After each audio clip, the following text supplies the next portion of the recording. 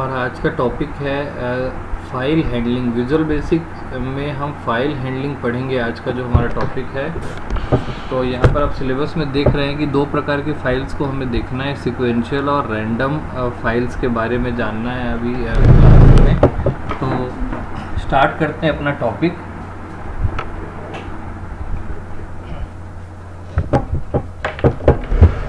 चलिए स्टार्ट किया जाता है। सबसे पहले हम ये देखते हैं कि अभी तक हमने जो भी प्रोग्राम बनाया था वो सब प्राइमरी मेमोरी में रन हो रहा था और उसका आउटपुट एक बार डिस्प्ले होता था, तो दोबारा वो डिस्प्ले करने के लिए हमें फिर से प्रोग्राम्स बनाने पड़ते थे। तो हमारा जो प्रोग्राम है वो या तो प्राइमरी मेमोरी में स्टोर हो सकता है या सेकेंडरी मेमोरी में स्टोर हो सकता है। प्राइमरी मेमोरी में स्टोर होगा तो टेम्पररी होगा, थोड़ी देर के लिए होगा। अगर 2 दिन के बाद फिर से उसे चाहिए तो हमें फिर से उसे स्टोर कराना पड़ेगा या लोड कराना पड़ेगा कहीं पर से। लेकिन अगर सेकेंडरी मेमोरी में हम अपना आउटपुट या प्रोग्राम को स्टोर कर देते हैं तो वो परमानेंट स्टोर हो जाता है जब तक उसे डिलीट ना किया जाए, यानी लाइट बंद होने पर भी हम उसको यूज़ कर सकते हैं।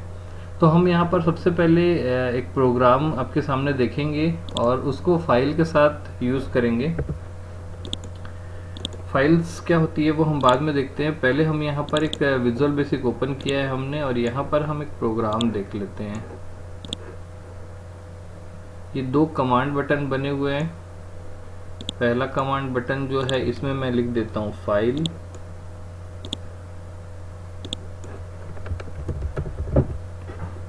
और इसको भी हटा देते हैं और यहाँ पर हम लिख देते हैं स्क्रीन।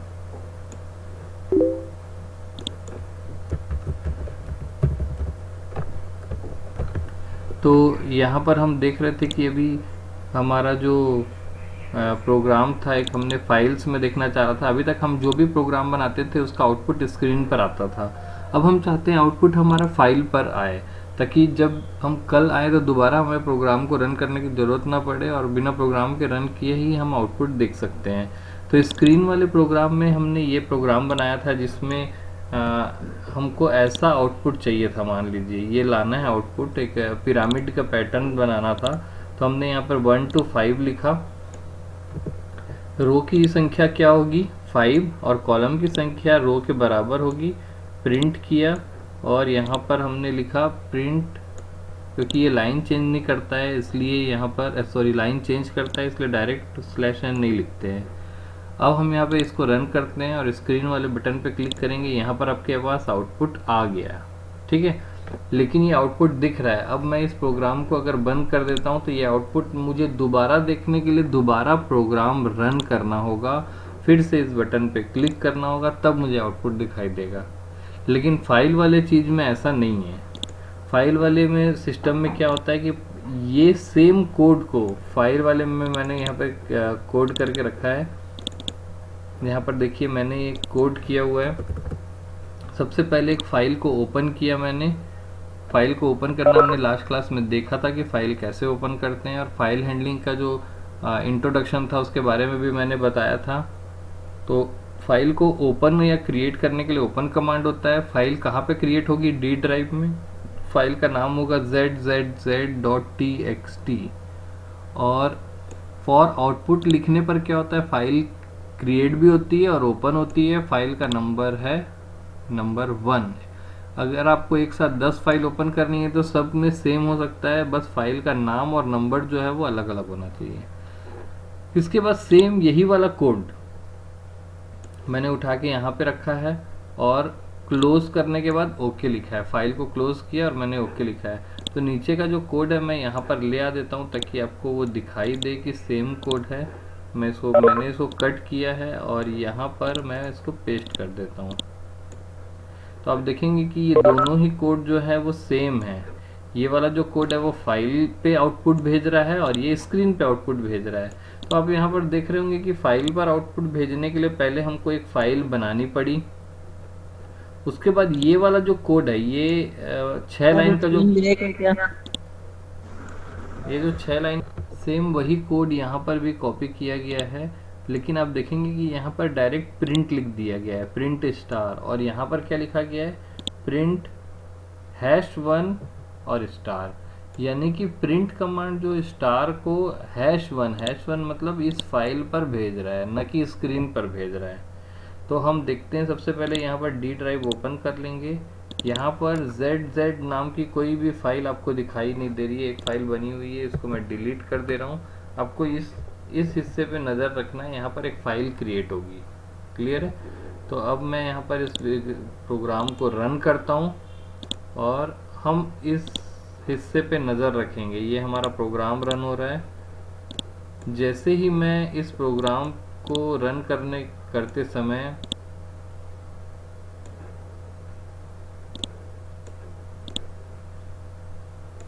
सबसे पहले मैं स्क्रीन वाले बटन पे क्लिक करता हूँ, तो यहाँ पर एक पैटर्न बन गया है आपके पास। आप देख सकते हैं यहाँ पर एक पैटर्न है जिसमें आपको स्टार पैटर्न दिखाई दे रहा है।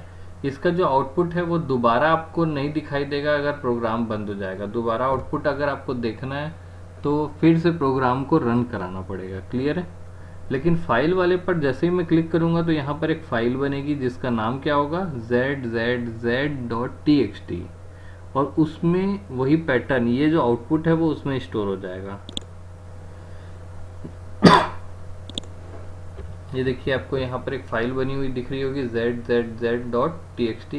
ये फाइल जो है वो इस बटन पर क्लिक करने से बनी है, और जब मैं इसको ओपन करूँगा तो इसके अंदर मुझे ये पैटर्न दिखाई दे रहा है। क्लियर है? तो जो आउटपुट ये वाले बटन ने आउटपुट स्क्रीन पर भेज दिया, और ये वाले बटन ने आउटपुट कहाँ पर भेज दिया, फाइल में। फाइल में आउटपुट भेजने के लिए फाइल हैंडलिंग का यूज़ किया गया है। अब इन दोनों आउटपुट में क्या अंतर है? अगर मैं प्रोग्राम बंद कर दूं और ये विजुअल बेसिक को भी बंद कर दूं, तो यहाँ वाला जो आउटपुट है वो दोबारा मुझे देखने के लिए फिर से प्रोग्राम रन करना होगा, और फिर से जब तक मैं इस बटन पे क्लिक नहीं करूँगा, पूरा एग्जीक्यूशन नहीं होगा, तब तक मुझे यहाँ पर आउटपुट दिखाई नहीं देगा। लेकिन दूसरा जो आउटपुट था ये वाला, इसके लिए मुझे दोबारा प्रोग्राम को रन करने की ज़रूरत नहीं है। मैं लैपटॉप बंद करके भी चला जाऊँगा और कल परसों आऊँगा यहाँ पर, तो भी मुझे ये आउटपुट दिखाई देगा। क्लियर है? ये परमानेंट स्टोर हो गया है, और यहाँ पे जो आउटपुट है ये आपको दिखाई दे रहा है इस तरीके से। क्लियर है? तो अगर मैं चाहता हूँ कि यहाँ पर अब एक और छोटा सा एग्जांपल देखते हैं। मैं चाहता हूँ कि एक फाइल बने, उसमें 1000 बार PGD से जो है वो लिख दे। ठीक है? या फिर मैं चाहता हूँ कि एक फाइल यहाँ पर बने, 4 बार Z नाम हो, और हम उसको एग्जांपल से देख लेते हैं। मैं इस बटन पे डबल क्लिक करता हूँ और यहाँ पर मेरा कोड है। कोड देखते हैं क्या होता है। मैं यहाँ लिख रहा हूँ for I equal to 1 to 500। Next. अब मैं यहाँ पर लिखता हूँ प्रिंट। अगर मैं प्रिंट I लिख देता हूँ तो स्क्रीन पर 1 से लेके 500 तक गिनती लिखाएगी, लेकिन मैं नहीं चाहता कि स्क्रीन पर लिखा है, मैं चाहता हूँ कि वो एक फाइल में लिखा है। तो मैं यहाँ पर एक फाइल ओपन कर लेता हूँ। पहले फाइल का नाम मैंने रखा 4 बार Z, या 3 बार Y रख देते हैं, चलिए Y। और ये जो I जो प्रिंट करना था वो मैं #1 में प्रिंट कर रहा हूँ। यहाँ पर ध्यान से देखिए, मैंने लिखा प्रिंट #1 I, यानी I की वैल्यू 1 से लेके 500 तक जाएगी, और वो लूप चलेगा। ये जो लूप है ये 500 बार चलेगा, और इस फाइल में 500 तक की गिनती लिखाते जाएगी, और लिखने के बाद फाइल को क्लोज कर दिया जाएगा। क्लोज करना ज़रूरी है, नहीं तो फाइल का जो डेटा है वो कभी कभी सेव नहीं होता है। और उसके बाद मैसेज आएगा डन। क्लियर है? सिंपल सा कोड है ये। 6 लाइन का कोड लिख करके मैं 500, 5000, 50,000, 5 लाख, 50 लाख, 5 करोड़, 50 करोड़, इतने सारे नंबर्स लिख सकता हूँ अगर मैं सिर्फ ये 6 लाइन का कोड लिखूँ। तो फिलहाल अभी हम उतना नहीं लिख रहे हैं, केवल 500 तक के नंबर लिखेंगे। तो इसको रन करते हैं और अपने ये आईडी को मिनिमाइज कर लेते हैं। आपको याद होना है कि यहाँ पर YYY नाम की फाइल बनेगी।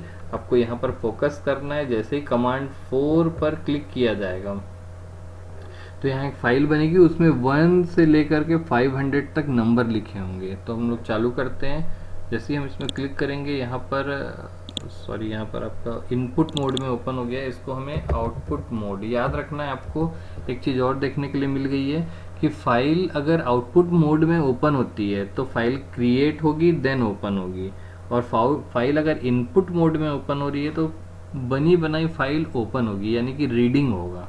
यहाँ पर हम राइटिंग कर रहे हैं तो हम अपना स्टेटमेंट यहाँ पे सुधार दिए हैं, दोबारा रन कराते हैं। और आप जैसे ही यहाँ पर क्लिक करेंगे कमांड 4 पे तो यहाँ पर आप देखेंगे कि YYY नाम की एक फ़ाइल बन गई है आपके सामने।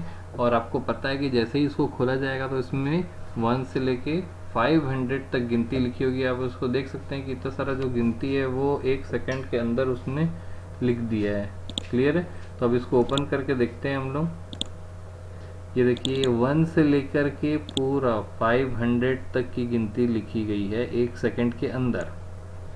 और ये जो आउटपुट है वो स्क्रीन पर नहीं है, फाइल पर है। अब मैं प्रोग्राम बंद करके, लैपटॉप बंद करके भी चले जाऊंगा तो 3 दिन के बाद अगर आऊँगा, डी ड्राइव खोलूँगा तो इसमें ये मुझे ये डिटेल्स दिखाई देगी।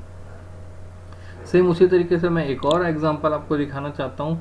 मैं चाहता हूँ एक और बटन यहाँ पे बनाऊँगा। हम लोग फिबोनाची सीरीज़ के बारे में सुने हैं। फिबोनाची सीरीज़ कुछ इस तरीके से होता था जिसमें 2 नंबर दिए जाते हैं तो तीसरा नंबर जो है इनका सम होता है, यानी कि जो ये 1 और 1 है इनका सम क्या हुआ 2, फिर 1 और 2 का सम क्या होगा 3, 5, 8, इस तरीके से आगे बढ़ता है। इसको फिबोनाची सीरीज़ बोलते हैं।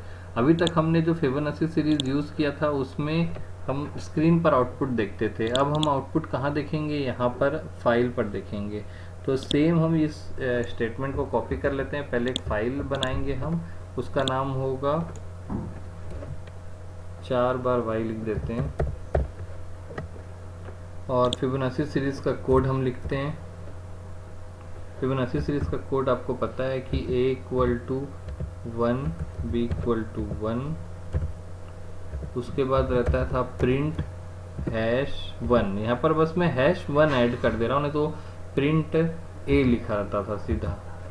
फिर लिखा रहता था प्रिंट #1 b, यानी a और b को हमने प्रिंट करा दिया है। अब मैं लूप चला रहा हूँ फॉर i = 1 to 5। नेक्स्ट यहाँ पर लूप में होता था c = a + b और प्रिंट #1 c। इतना करने के बाद a = b और b = c। ये आपका फिबोनाची सीरीज का कोड है। इसमें कोई ज़्यादा चेंजेस नहीं किया गया है। सिर्फ प्रिंट वाला जो स्टेटमेंट है, यहाँ होता था प्रिंट a, प्रिंट b और प्रिंट c होता था। वहाँ पर प्रिंट #1 जो आउटपुट है उसको रीडायरेक्ट कर दिया गया है। स्क्रीन पर न जा करके अब फाइल नंबर 1 पे जा रहा है, और फाइल नंबर 1 का मतलब है 4 बार y। इतना होने के बाद फाइल क्लोज होगी। क्लोज करने के लिए फाइल नंबर के साथ क्लोज कमांड देंगे और मैसेज बॉक्स देंगे डन। क्लियर है? तो ये बटन नंबर 5 पर अगर मैं क्लिक करूंगा तो फिबोनाची सीरीज जनरेट होगी। यहाँ पर एक फाइल आपको यहाँ पर फोकस करना है। जैसे 5 कमांड पे क्लिक किया जाएगा तो यहाँ पर एक फाइल जनरेट होगी जिसका नाम होगा 4 बार y और उसमें फिबोनाची सीरीज जनरेट होगी। क्लिक करते हैं, यहाँ पर डन लिखा, यहाँ पर एक फाइल क्रिएट हो गई है। प्रोग्राम को हम बंद कर देते हैं। आपको पता है इस फाइल में फिबोनाची सीरीज आपको मिलने वाली है। आउटपुट स्क्रीन पर ना दिखाई दे करके कहाँ पर दिखाई देगा? अब हमें फाइल पर। आप देख रहे हैं, अब इस फाइल में ओपन करने पर आपको फिबोनाची सीरीज जनरेट करके दिखाई गई है। ये जो आउटपुट है इसमें अंतर ये है कि इसको आप लैपटॉप बंद करके चले जाएंगे और 3 दिन के बाद आएंगे, डी ड्राइव खोलेंगे। जैसे मैं इसको बंद कर देता हूँ और मैं फिर से डी ड्राइव खोलता हूँ यहाँ पे, और डी ड्राइव खोलने के बाद F ड्राइव है ये। डी ड्राइव खोलने के बाद मुझे ये तीनों फाइल्स यहाँ दिख रही हैं और वो आउटपुट यहाँ पर जो है आपका परमानेंट दिख रहा है। 4 बार y में फिबोनाची सीरीज है और ये है। तो इस आउटपुट और स्क्रीन पर दिखाए गए आउटपुट में जो अंतर है वो ये है कि ये परमानेंट है, जब तक इसको डिलीट नहीं किया जाएगा तब तक ये आउटपुट बना का बना रहेगा। और दूसरी बात ये है कि दोबारा हमको प्रोग्राम रन करने की ज़रूरत नहीं है। अब आप लोग सोच रहे होंगे कि कौन सी बड़ी बात है कि मैं दोबारा प्रोग्राम को यहाँ पर रन कर देता हूँ और आउटपुट देख लेता हूँ, इसमें कौन सी बड़ी बात है, इसके लिए फ़ाइल बनाने की क्या ज़रूरत है। तो इसका आंसर ये है कि अभी हमने जो फ़ाइल बनाई है ये काफ़ी छोटी साइज़ की फ़ाइल है। जैसे मैं इस फाइल की साइज़ अगर देखता हूँ तो इसमें इसकी जो साइज़ है आपको देखने मिलेगी, ये 25 बाइट की फ़ाइल है, यानी बहुत छोटी फ़ाइल है। इसकी प्रोसेसिंग करने में कंप्यूटर को मिली सेकेंड्स में समय लगा होगा, लेकिन कुछ कुछ फाइल्स ऐसी होती हैं जिनको एग्जीक्यूट करने में घंटों घंटों का समय लगता है। तो उस आउटपुट को अगर हमको दोबारा देखना होगा तो उस आउटपुट को देखने के लिए फिर से 1 घंटा एग्जीक्यूट कराएंगे, फिर हमें वो आउटपुट मिलेगा। ऐसे कई सारे वीडियो मिक्सिंग के जो सॉफ्टवेयर्स हैं आपके, जो ये अभी जो ये लेक्चर रिकॉर्ड हो रहा है, इस लेक्चर की प्रोसेसिंग करने में 1-1 घंटा 1.5 घंटा लग जाता है और उस काम को बार बार करना पॉसिबल नहीं है। एक बार अगर वो कर दे, परमानेंट हो जाए तो ज़्यादा अच्छा है। तो इस तरीके से फाइल जो है आपके काफ़ी यूज़फुल है। तो ये था फाइल में हमने आज देखा कि फाइल यहाँ पर रीड और राइट करना। अब एक छोटा सा और एग्जांपल देख लेते हैं जिसमें आपको और अच्छे से क्लियर हो जाएगा। मैं यहाँ एक बटन बनाता हूँ और यहाँ पर एक टेक्स्ट बॉक्स बना देता हूँ। मैं चाहता हूँ यहाँ पर किसी स्टूडेंट का नाम लिखूँ और बटन पे क्लिक करूँ, वो जा कर के उस फाइल में ऐड हो जाए। क्लियर है? तो देखते हैं कि कैसे होगा ये। सबसे पहले टेक्स्ट को हम ब्लैंक कर देते हैं और कमांड 6 में फिर से सेम वही कोड लिखेंगे हम। इस फाइल को ओपन किए। अब जो फाइल ओपन होगी इसका नाम होगा 4 बार Z। क्लियर है? और फाइल में मैं जो है प्रिंट #1 करके क्या लिखूंगा, text1 डॉट टेक्स्ट, यानी कि text1 में जो टेक्स्ट लिखा जाएगा वो text1 में मैं जिसका भी नाम लिखूंगा वो फाइल नंबर 1 मतलब ये वाली फाइल में जाएगा और प्रिंट हो जाएगा उस फाइल में। और उसके बाद मैं लिख रहा हूँ क्लोज #1। उसके बाद कुछ मैसेज दे देते हैं ताकि हमको पता चले कि काम हो गया, नहीं तो एग्जीक्यूशन हो गया पता ही नहीं चलेगा। रन कराते हैं। हमको पता है कि डी ड्राइव ओपन करना है, हमने डी ड्राइव ओपन किया और प्रोग्राम हमारा रन हो रहा है। हमको पता है कि जैसे ही हम इस पर क्लिक करेंगे, यहाँ पे क्लिक करेंगे तो यहाँ एक फाइल क्रिएट होगी और यहाँ पर हम एक नाम लिख देते हैं। इस नाम को लिखेंगे हम PGDCA। जैसे ही मैं क्लिक करता हूँ यहाँ पर देखिए ओके मैसेज आया और 4 बार Z नाम की फाइल बनी है और इसको मैं बंद कर देता हूँ। प्रोग्राम ने अपना काम कर दिया है। स्क्रीन पर लिखा है PGDCA, वो यहाँ पर लिखा गया है। सेम वैसे ही अब मैं प्रोग्राम को बंद नहीं करूँगा, प्रोग्राम को रन करके रखूँगा और आपको इसके साथ होने वाले चेंजेस को दिखाऊंगा कि किस तरीके से ये चेंजेस करेगा ये। अब मैं यहाँ पर लिखता हूँ DCA, मैंने इस पर रन किया, फाइल ओवर राइट हो गई। यहाँ पर जो ये फाइल थी इसमें लिखा होगा DCA। इस फाइल को फिर से बंद करते हैं, इस प्रोग्राम को रन कराते हैं, लिखते हैं अमित।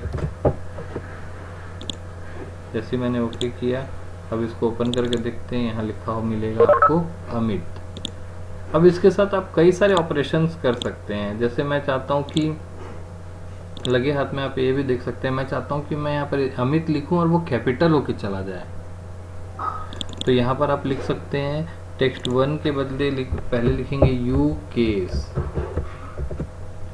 तो अगर स्मॉल लेटर में भी अगर लिखा जाएगा अमित तो वो कैपिटल होके फाइल में जाके स्टोर होगा। कैसे होगा देखते हैं। मैं यहाँ पर स्मॉल लेटर में लिखता हूँ साइंस कॉलेज और जैसे मैं इसमें रन करूँगा ओके हुआ, यहाँ पर आया होगा डेटा, लेकिन वो कैपिटल लेटर में आ रहा है क्योंकि यहाँ पर जो डेटा लिखा हुआ था उसको मैंने यू केस किया और फिर भेजा। यहाँ पर भेजने से पहले यू केस कर दिया। तो वो स्मॉल में लिखे या कैपिटल में लिखे, वो हमेशा कैपिटल लेटर में ही आएगा। ये देखिए, तो इस तरीके से हम और भी फंक्शंस यहाँ पर यूज़ कर सकते हैं। मैं चाहता हूँ कि मैं यहाँ पर जो भी चीज़ लिखूँ उसका लेफ्ट का 3 अक्षर ही दिखाई दे बस। मैं जैसे यहाँ पे साईं महाविद्यालय लिख रहा हूँ तो साईं बस लिखा हुआ दिखाई दे। तो आपको याद है कि हम लोग लाइब्रेरी फंक्शंस यूज़ किए थे जिसमें हमने लेफ़्ट फंक्शन यूज़ किया था। तो मैं यहाँ लिख दूंगा लेफ़्ट और कॉमा में लिख दूंगा 3।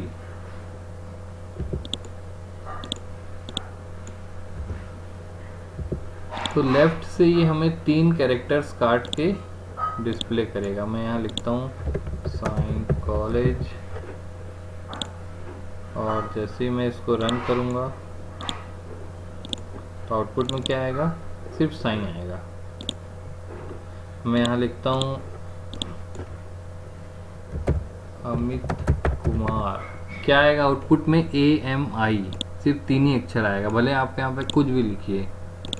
मैंने किया ओके, आया आउटपुट में क्या आया, AMI।